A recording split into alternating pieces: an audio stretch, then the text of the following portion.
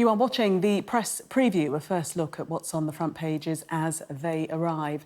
In the next half hour, we'll see what's making the headlines with the political editor for HuffPost UK, Kevin Schofield, and political journalist and broadcaster Theo Usherwood. So let's see what's on some of those front pages for you now. I lied, but it's not a crime. Baroness Mone's admission she misled journalists over a £200 million PPE contract, the lead in tomorrow's Metro. The Guardian reporting that she had not told the truth about her involvement to protect her family from press attention. That story also the splash on the front of the Eye, with Baroness Mone saying she wasn't trying to pull the wool over anybody's eyes. The Daily Mail has a report on the newly appointed Cabinet Office Minister, Esther McVey, who it says is launching investigations into poor use of taxpayers' money. The Daily Mirror reports that a British company has sparked outrage for selling reindeer shooting hunts. The FT leads with the IMF warning that Ukraine's economy is in peril if allies do not speed up extra funding. The Sun has a story about a family with links to Nigel Farage being arrested in a drugs raid. And the Daily Star leads with a story about the benefits of a lie-in on Christmas Day. And a reminder that by scanning the QR code you'll see on screen during the programme, you can check out the front pages of tomorrow's newspapers while you watch us. And we are joined tonight by Kevin Schofield and Theo Usherwood. Welcome to you both. Good to see you. Let's start with the Guardian and their front page story, Baroness Mone and her admission that she did lie to the media about her involvement with the PPE firm that she recommended to the government via Michael Gove. Kevin, take us into this story. Yeah, I mean, as you say, it's on the front of a lot of papers. An extraordinary interview that Michelle Mone and her husband gave this morning. Obviously, the PR strategy was to try and get on the front foot, paint themselves in a good light, almost paint themselves as the victims in all of this. They said they've been scapegoated by the government. But if that was the intention, I don't think that was how it's transpired. I mean, remarkable to see her admit that she had lied to journalists who had broken this story, that she had an involvement and stood to benefit from this particular PPE contract. Lawyers' letters were flying around, threatening all sorts to journalists who, it turns out, were completely right. But what was really remarkable, I thought, was that she didn't think that there was anything wrong in this. She said that she had lied. All she had done was lie to journalists to protect her family, she said, from media intrusion. But, you know, if you're lying to journalists, you're lying to the public. I mean, the whole point of the journalist doing the story was to inform the public as to what had gone on with this particular PPE contract. And I think, as I said, if she thought that she was going to engender some sort of public sympathy from this interview, and I think she was badly mistaken. Theo, did you understand her reasoning that she and her husband had been made scapegoats in all of this? So her reasoning was that she didn't want to elicit any public intrusion into her private life. She said that she'd previously been subject to press intrusion and she was trying to defend her family against that happening. But as she put it, she wasn't trying to pull the wool over anybody's eyes, and lying, as she said, wasn't a crime. To Kevin's point, when you give an interview in this way, and she's also done this sort of documentary, which isn't a documentary, the idea she's paid for. Yes. Yeah.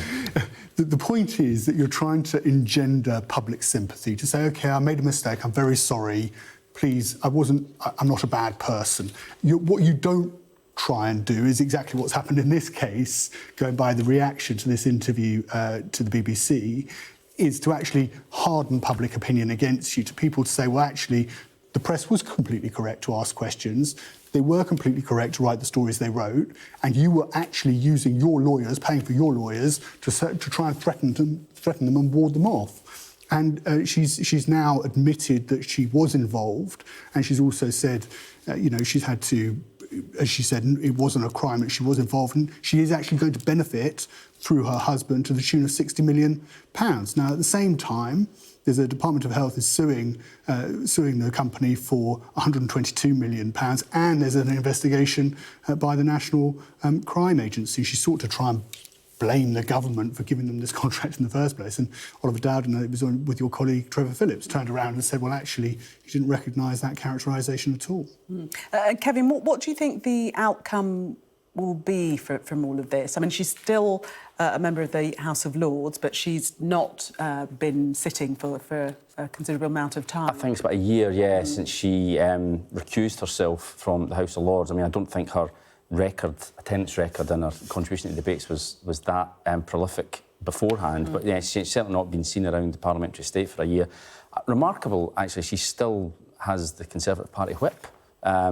I think the government will come under quite a lot of pressure tomorrow over that. The Lib Dems were quick out the traps this morning, saying that she should be stripped of the Tory party whip. And again, you know, this isn't purely a political political story. However, it's still not a great look for the government and for Rishi Sunak that one of his peers, albeit one who was ennobled by one of his predecessors, David Cameron, still has the Conservative Party whip, and it's just, you know, another whiff of sleaze really around the Tory party. And Theo, we learned tonight that Labour are calling for Michael Gove to face questions from MPs on this. Yes, and of course, whether Mr Gove will have the chance to answer questions before Christmas remains to be seen. But the point, to Kevin's point, you know, this one for lobby tomorrow, and the Prime Minister's spokesman, is Baroness Mone still going to hold the Conservative Party whip in the House of Lords?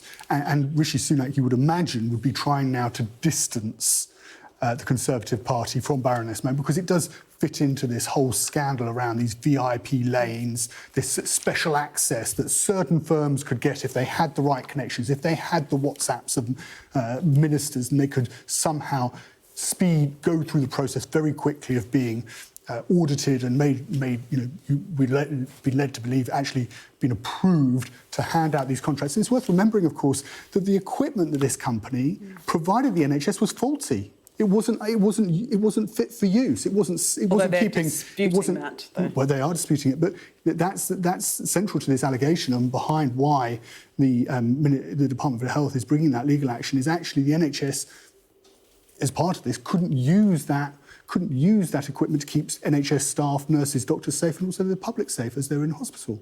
Let's move on to the FT, Kevin, and this story on the front page about renewed calls for a ceasefire in the Middle East. Lord Cameron quoted as requiring a sustainable ceasefire. I don't know what the difference is in that wording. What do you take that to mean? I mean, there's definitely a shift in the language. I think that they're trying to sort of reach some sort of middle ground between the calls up until now from America and from both the Conservatives, or from the government and from Labour, for humanitarian pauses, which we did have that for 8 or 9 days a couple of weeks ago, and obviously that then ended, unfortunately. And between that and a full, immediate ceasefire, which obviously a lot of people are calling for, not least France and Ireland, for instance. So this idea of a sustainable ceasefire, I don't think it's actually much. I think it's just different language. I think it still would require both Hamas and the Israeli government wishing a ceasefire to take place, and certainly Hamas don't want it. They've been absolutely clear that they want to continue bombing to destroy the state of Israel if they get the chance. So I think the prospects of an immediate ceasefire are pretty remote. That being said, there's no doubt that international community's view, I think, is starting to shift in terms of the rising concern at the number of innocent civilians being killed in Gaza, the indiscriminate nature of the bombing by Israel, and we've seen tougher language from Joe Biden as well in the last few days. So yes, he used that very word, indiscriminate, didn't he? Yes, exactly. So I think you can very well see we'll come to a point where America and then the UK would probably start calling for a ceasefire as well. But as I said, I don't think that is imminent. OK. Theo, just because of time, let's move on to the Express and their story about the small boat gangs. Britain will smash small boat gangs. They'll destroy the business model of evil small boat gangs. This is a quote from Grant Shapps.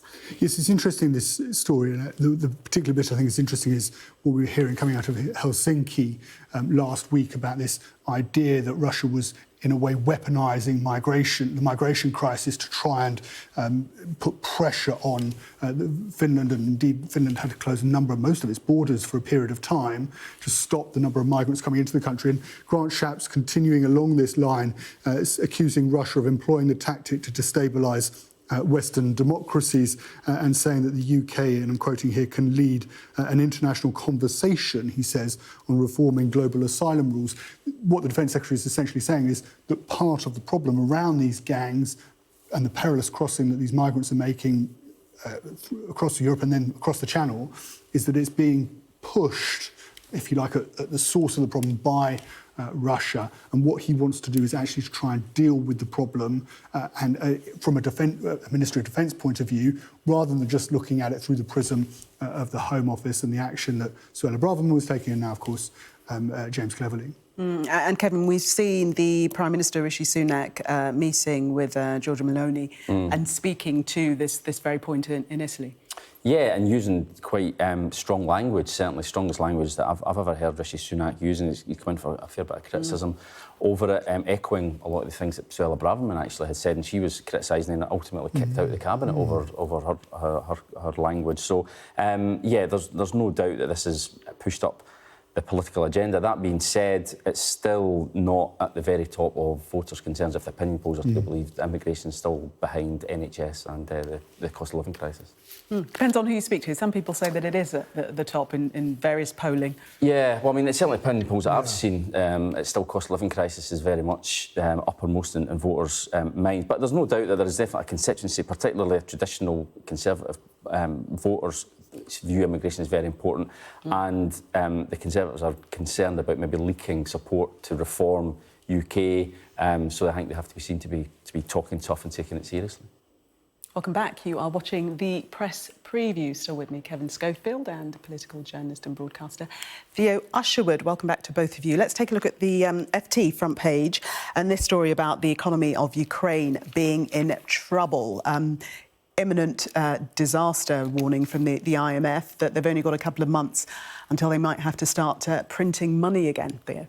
The interesting thing about this story, of course, is to go back to last week and the decision by Republicans in the Senate to block further US aid to Ukraine of around $61 billion. And, of course, the IMF is warning that more money is needed in order to support Ukraine against the Russian aggression. Interesting, Chatham House, I read an article over the weekend warning the same thing as the IMF, is that Russia has decided to go long in this conflict. It didn't win the short war. The resistance was too significant from Volodymyr Zelensky.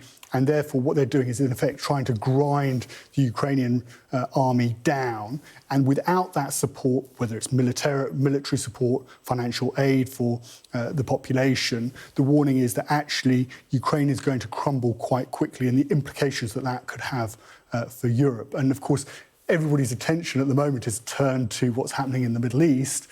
Lord Cameron, of course, our Foreign Secretary, it was his first foreign visit was to Kiev. So there's this warning, there's this feeling that whilst everybody is concentrating on what is happening in the Middle East right now, actually Ukraine's in peril, and unless the US and EU allies get together quickly to fill that financial gap, to pay for weapons, to pay to support the economy in Ukraine, it's making a bit of money through grain exports.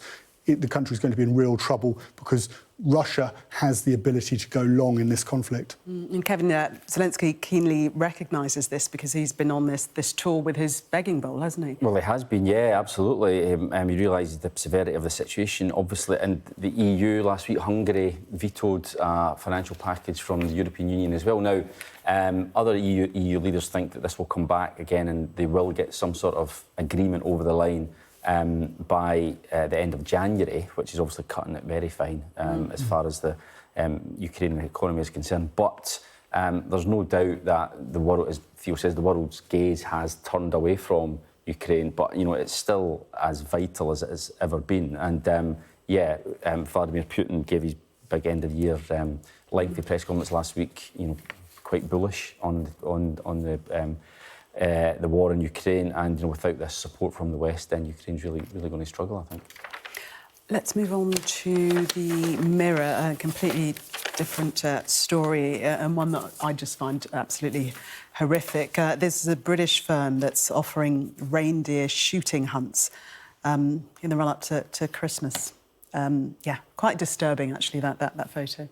This story reminds me of that scandal in Africa where I think it was US trophy hunters hunted that lion, Cecil, the lion. And you had that horrendous picture, and it's a very similar picture on the front page of the Daily Mirror of this reindeer lying prone, obviously being shot in the neck, and two men sitting next to the reindeer looking too pleased with themselves. It's interesting, actually, the Conservative, it was one of the manifesto pledges from 2019, was to end the ban on, to bring about a ban on trophy hunting, to prevent people bringing trophies from hunts back into this country. Now, there's no indication about exactly where this photograph was taken or whether somebody had tried to bring the carcass or the head of this reindeer back into the country, but the government actually hasn't been able to get that legislation over the line. It was a private member's bill that was talked out last summer in the House of Lords at committee stage, and there's no inkling, I don't think, that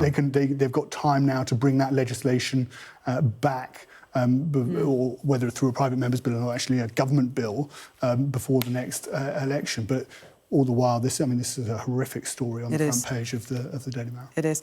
Kevin, we're going to move on just because of time. You've got about a minute to tell us about Esther McVey waging war on woke. I have banned the word woke from this programme, but it was in the headline. Well, yes, I don't blame you for doing that. I'm always puzzled as to how many voters actually know what woke even means. Nobody knows what it means. It's something that maybe kicks around in Westminster, but ordinary folk, I don't think, know what it means. I mean, I wish I had a pound, really, for every time that the government has talked about, launching a crackdown on Whitehall waste. I mean, this is going all the way back to 2010, I think, when the Tories first got in. I mean, having a minister for common sense in itself is absolutely bonkers. But she's been given a space in the Mail for an article to talk about, surprise, surprise, equality consultants. They don't like them very much, so they're going to try and crack down on them. And she's talking about, she wants the public sector to embrace common sense instead of political correctness. Common sense means different things to different people. Exactly. It's yes. mad. But again, I think it goes back to this notion that they're trying to, the Conservatives are trying to employ a sort of core vote strategy to shore up their base. But I'm not sure it's going to win over any converts. We shall see. Kevin and Theo, thank you very much.